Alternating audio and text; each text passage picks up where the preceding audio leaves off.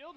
Alongside Justin Antweil, I'm Andy Town, and it was a great day yesterday as well. The baseball on the field just as great in a very competitive ball game, which Holy Cross won 4-3. A compelling contest. Amazing to think, Andy. It's the 14th time this season that Holy Cross has played in a one-run game. Let's flash back to Game 1. Take a look at the highlights. You know, there have only been two number 4 seeds to ever win the Patriot League Conference Tournament, and it was Bucknell on both occasions, once in 2008, once in 2010, trying to replicate that result here in 2017. Flashback to Game 1 in the semifinals against Navy last weekend. Danny Rafferty, the senior, broke the 1-1 tie.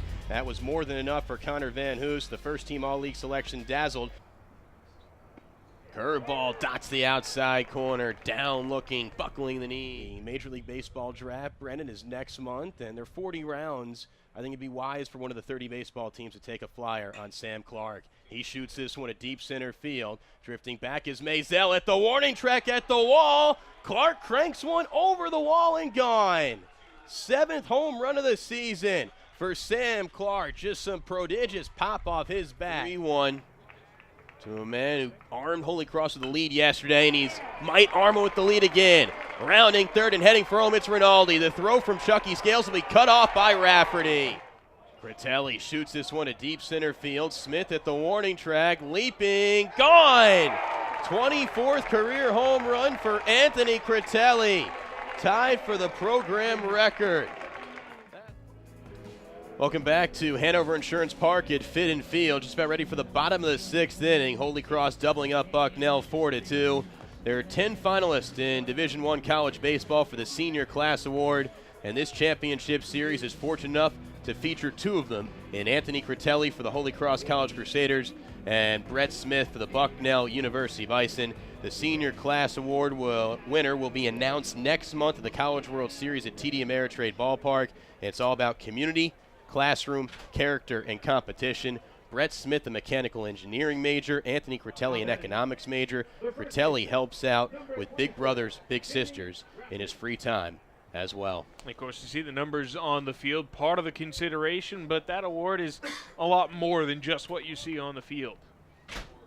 Teeth of the order due up for the Bucknell Bisons. The 79th pitch by Joe Crivero, one of 13 seniors on Holy Cross. Sails up and away, count 1-0. Great to be alongside Andy Town. I'm Justin Antweil. Holy Cross leads this best-of-3 championship series 1-0, thanks to a come-from-behind 4-3 victory yesterday. Rafferty, who was drafted after his junior campaign, came back his senior season for moments like this to try and bookend his 4-year tenure with another ring. He won one his freshman year in 2014. Has himself a 1-1 count. Shoots this one through the left side for a base hit. Good piece of hitting by Danny Rafferty. And all of a sudden, Andy, the tying run is digging into the batter's box on the left side with sweet swinging Sammy Clark. Another real close game. Holy Cross has played plenty of them this year. Very experienced, but that right there, since a leadoff single in the 2nd inning, Joe Crivero has faced the minimum number of batters. Now, here with a runner on first and nobody out, still a chance that he could get through this inning with that holding true. Had the leadoff single in the 4th inning when John Paul Bell got on base, but then was caught stealing, so still 1-2-3. Changeup sails away, count 1-0. Clark has homered in each of the first 2 games in this championship series. A solo shot to dead center in the 4th yesterday. A 2-run home run to right field in the 1st today. Leads the team in home runs with 8, has accounted for over 40% of Bucknell's long balls this season. He's hit 8 of their 19. You mentioned before coming into the inning, Crivero had thrown 78 pitches in the game. 25 of those were in the 1st inning, so just 53 in the 4 since. The 2-0 nips the outside corner for a called strike, count 2-1. Clark is a laid-back Southern California kid. Actually went to the same high school as Nolan Arenado, the standout third baseman for the Colorado Rockies, who was on Team USA in the World Baseball Classic in March when they won the title. And over winter break, he hangs out with Nolan Arenado, and they train at their old high school stomping grounds. Sam Clark's high school was once ranked 8th in the country his senior year. And it won 7 straight league titles, 2007 to 2013. Clark a part of the last 4 of those. The 3-1 up and away, and the first 2 runners are aboard. here in the home half of the 6th inning. And the batter is Luke Johnson, who's come on real strong. He has 20 RBI his last 18 games. Got a double following Clark's home run in the first inning, so he's already shown the power today and flew out to left field in his only other at-bat in the 3rd inning. So he's at least gotten it into the outfield.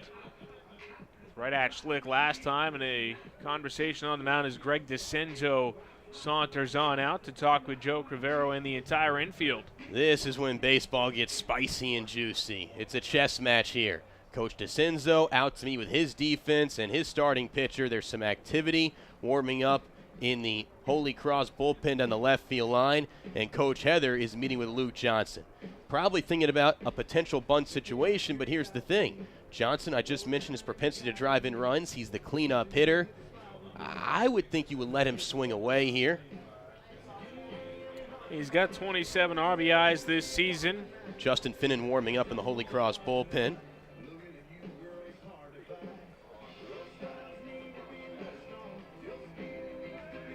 Plate umpire heads out, breaks up the conversation on the mound as DeCenzo jogs back. And another interesting situation, of course, it's not going to be an easy game here in the Patriot League Championship Series. Certainly wasn't yesterday.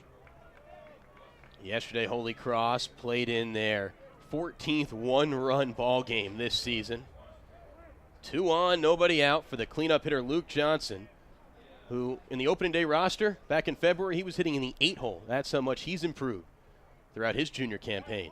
He does square around a bunt, lays it down the third base line, double clutching, gloved, and the sacrifice put out is successful. The defensive end for Holy Cross, and Johnson will get some hugs and hand pounds in the dugout. So Coach Heather does want to play some small ball.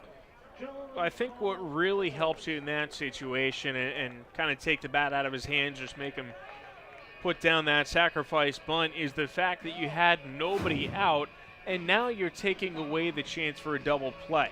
So, yeah, you would like to see Luke Johnson swing away and maybe get himself a single that would score 1 run, but now you set it up for your number 5 hitter, John Paul Bell. If he gets a single, which would be his second today, that drives in 2 runs most likely.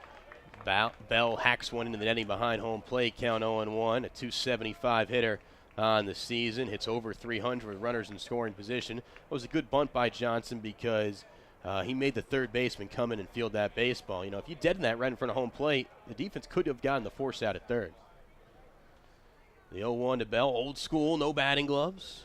Bouncer in the dirt. Good stop by the senior Wojtek. Sticks across the board at 1 ball, 1 strike, and 1 out.